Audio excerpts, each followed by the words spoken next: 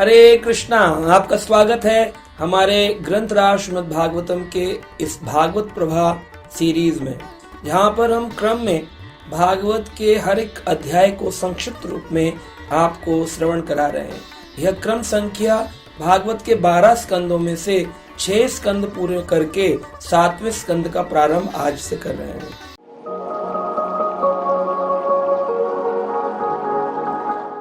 आज इस 7वें स्कंद के प्रथम अध्याय के श्लोक संख्या 3 से हम ये चर्चा कर रहे हैं। यहाँ पर शुकदेव गोस्वामी परीक्षित को भागवत कथा सुना रहे हैं।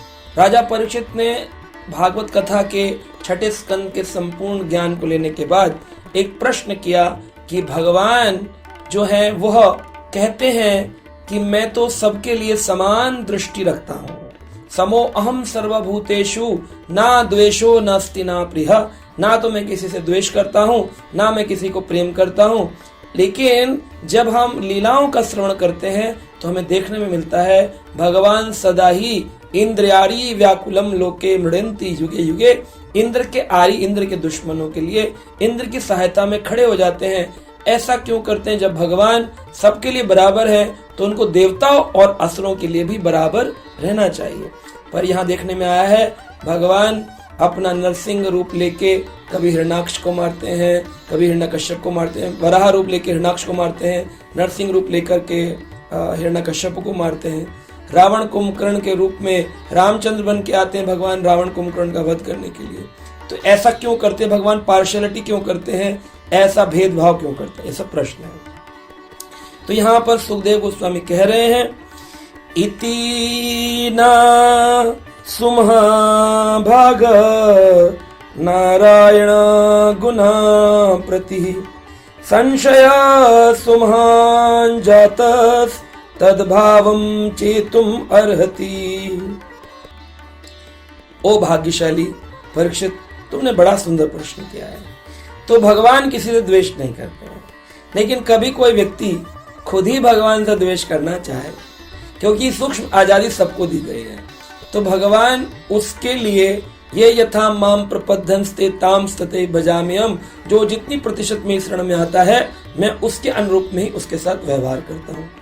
तमोगुणी व्यक्ति अगर होगा तो भगवान उसको तमोगुणी रूप में शिक्षा देने के लिए कार्य करेंगे, रजोगुण में रजोगुणी रूप में, तमोगुण में तमोगुणी रूप में, सत्वगुण में सत्वगुणी रूप में, उसके ऊपर शुद्ध सत्व विशुद्ध सत्व में जैसी जैसी भक्त की श्रद्धा वैसी वैसी भगवान की कृपा उसके ऊपर होगी।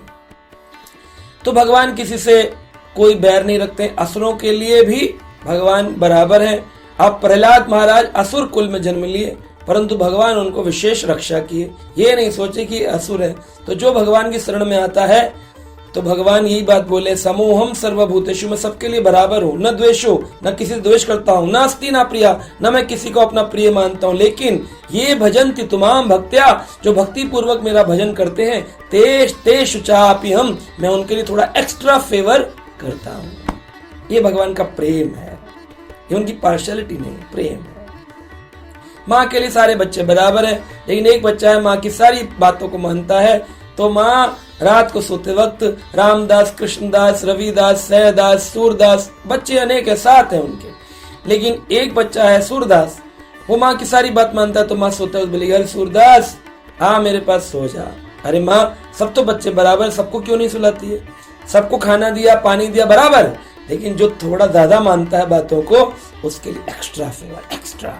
तो ये जो एक्स्ट्रा है इसका मतलब ये नहीं कि भगवान इक्वलिटी नहीं रखते, समता रखते हैं भगवान।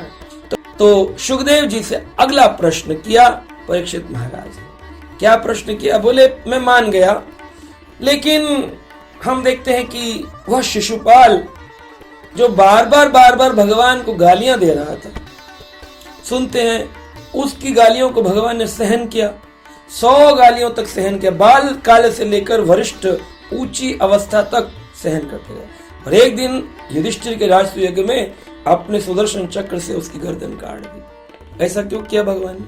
और काटी तो काटी, वो देखा उसके शरीर से तेजपुंज निकला और ठाकुर जी के शरीर में प्रवेश कर गया, वैकुंठ गमन हो गया। ऐसा कैसे हुआ?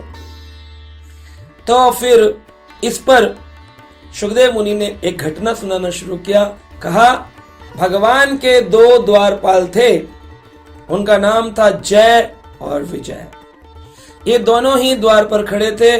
चतुष्कुमार सनक सनंदन सनातन सनकादि कुमार ब्रह्मा जी के मानस पुत्र, प्रथम मानस पुत्र, जिन्होंने अपनी अवस्था को 50,000 साल बाद भी बालक जैसा बनाया, निर्वस्त्र रहते, घूमते विचरण करते, घूम रहे थे इधर उधर, घूमते घूमते वैकुंठ आए। काम क्रोध लोभ मोह मद मत्सर 6 द्वार 6 अनर्थों को पार कर गए थे। वैकुंठ में 7 द्वार होते हैं, 7वां द्वार है प्रेम का द्वार। तपस्वी तो थे, प्रेमी भक्त नहीं थे। 6 द्वार पार कर गए, 7वें द्वार पर जब पहुंचे, जय विजय ने रोक दिया, ए कहां जाते हो? तब उस काल में जय विजय और सनत कुमारों का युद्ध हो गया आपस में। सनत कुमार तपस्वी थे, उन्होंने श्राप दे दिया, तुम्हारा पतन होगा, नीचे जाओगे और फिर जाकर के भूमि पर गिरोगे, पृथ्वी पर, तब तुम्हारी वापसी होगी। ये बात सुनकर के वो ग्लानि से भर गए, हमारी गलती हो गई, क्षमा करिए। ये भगवान विष्णु के कानों तक बात गई। भगवान विष्णु अपने गरुड़ पर बैठकर उसी स्थान पर पहुंचे।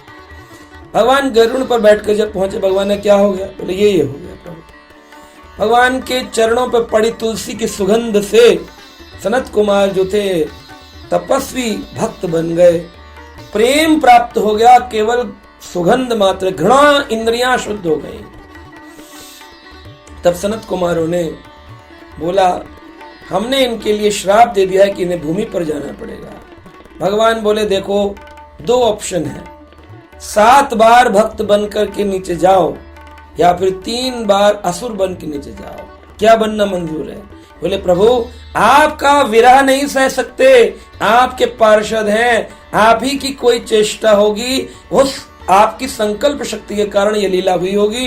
प्रभु आपकी इच्छा है कि हम पृथ्वी पर जाएं, तो हम आपकी सेवा में युक्त होकर आपकी लीलाओं को पूर्ण करने के लिए, आपके योगदान के लिए नीचे अवतरण लेंगे, लेकिन असुर बनकर लेंगे, क्योंकि 3 ही बार लेकर के हम वापस आ सकेंगे। अगर भक्त बन के लेंगे तो 7 बार जन्मों तक, हमें 7 युगों तक नीचे रहना पड़ेगा, हम आपसे ज्यादा दूर नहीं रह सकते प्रभु।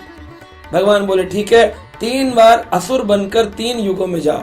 सतयुग में हिरणाक्ष हिरण्यकशिपु, त्रेता युग में रावण कुंभकर्ण और द्वापर युग में शिशुपाल दंतवक्र।